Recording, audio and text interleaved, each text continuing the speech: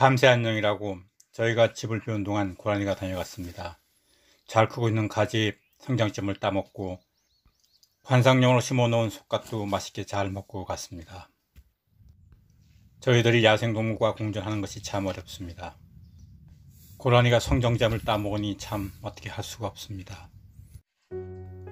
지난주에 적성병 방지해준 것이 효과가 있어 병은 많이 확산되지 않았습니다.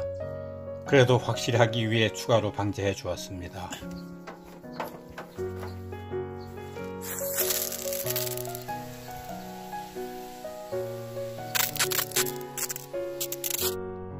통상적으로 모종을 정식한 후에 2-3주 이내에 추비를 주어야 합니다.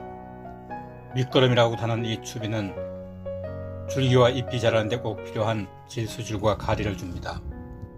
추비 대상 작물은 고추, 옥수수, 참외, 수박입니다. 고구마와 땅콩은 추비를 하지 않아도 잘 자랍니다.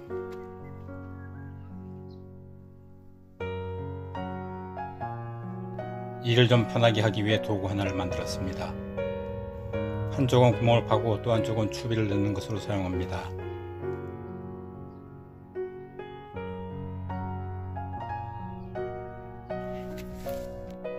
시험적으로 테스트 해보니 괜찮은 것 같습니다.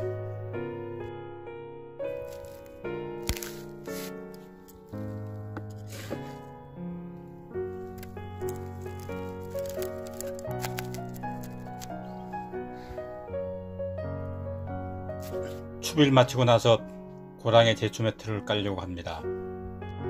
고랑 길이에 맞게 재단하고 고정해주면 됩니다. 작년에 고랑에 있는 풀을 제거하면서 워낙 고생하였기 때문에 금년에는 고랑에도 제초 매트를 깔아주기로 하였습니다. 과수나무의 적과와 가지 유인을 합니다. 충실한 과실과 해거리를 방지하기 위해 나무에 있는 열매들을 조금 정리해 주는 걸 적과라고 합니다. 가지 유인은 결과지를 만들거나 좋은 측지를 만들기 위해 가지들을 원하는 방향으로 유인하는 작업을 말합니다. 지금 매실나무를 작업하고 있는데 워낙 수세가 약해 매실나무가 더 튼튼하게 자라기 위해 금년에는 매실이 돌출되지 않도록 다 따줍니다. 금년의 수세를 회복하여 내년에는 좋은 매실을 선사해 줄 겁니다.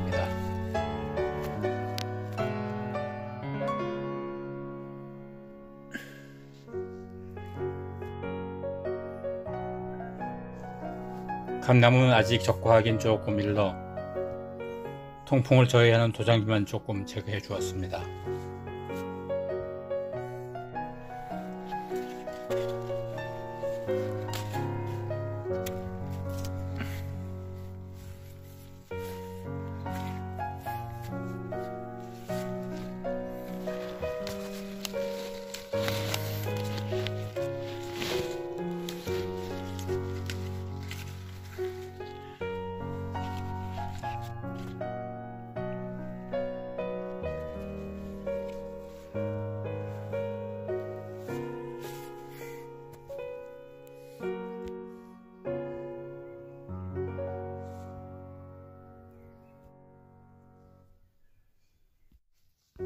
사과나무는 여러 꽃이 피기 때문에 한 송이에 사과가 여러 개 달립니다. 이 중에 튼실한 것 한 개만 남기고 나머진 다 제거해 줍니다. 그리고 결과지를 만들기 위해 측지에 있는 나무들을 눕혀줍니다.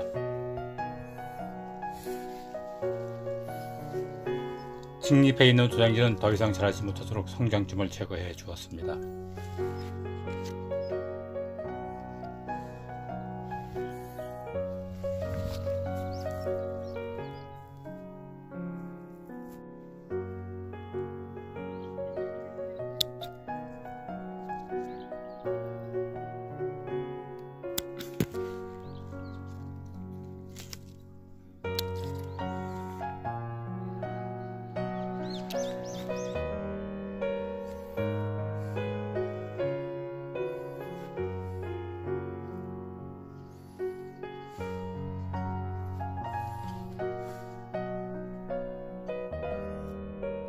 배나무도 사과와 같이 꽃이 여러 개 피기 때문에 열매가 여러 개 달립니다.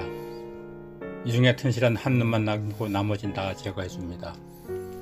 그리고 하늘로 솟은 도장지는 성장점을 저가하여 더 이상 자라지 못하게 해줍니다. 가지가 처지는 걸 방지해주기 위해 맨 끝단에 달린 과수는 반드시 다 제거해줍니다.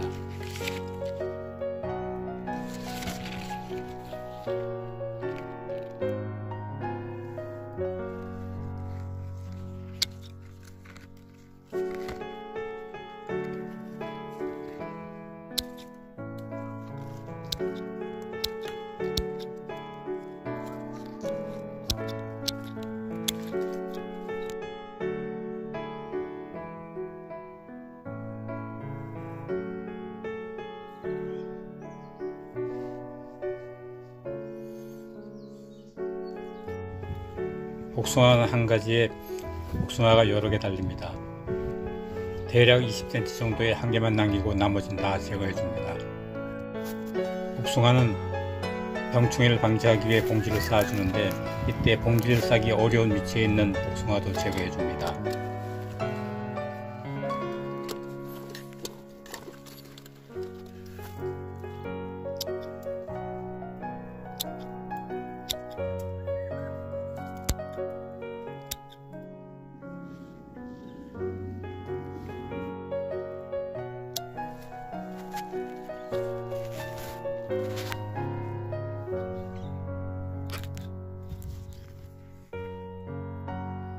조생종인 대석자두입니다.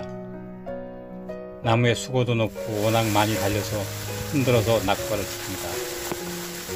추천할 건 못되지만 가급성이 좋아 저는 늘 이렇게 해왔습니다.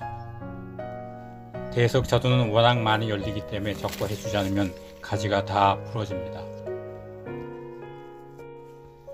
만년 호여자 보리수입니다. 특별히 관리할 게 없습니다. 그저 과도한 도장지만 좀 제거해주면 됩니다. 5월 말 방제 중에 가장 중요한 건 감나무입니다. 둥근 문유병은 5월 말에 꼭 방제해 주어야 합니다. 5월 중에 비가 거의 오지 않아 가뭄 피해가 매우 심합니다. 가뭄에 약한 과수와 작물들은 죽거나 죽어가고 있습니다. 농사는 하늘과의 합작이란 말이 실감납니다. 그렇다 하더라도 제가 할 수 있는 일을 게을리 할 수 없어 여기저기 물을 주고 있습니다. 기계로 물을 줄 수 있어서 그나마 다행입니다. 만약 이 넓은 밭을 제가 다 준다 그러면 정말 생각만 해도 끔찍합니다.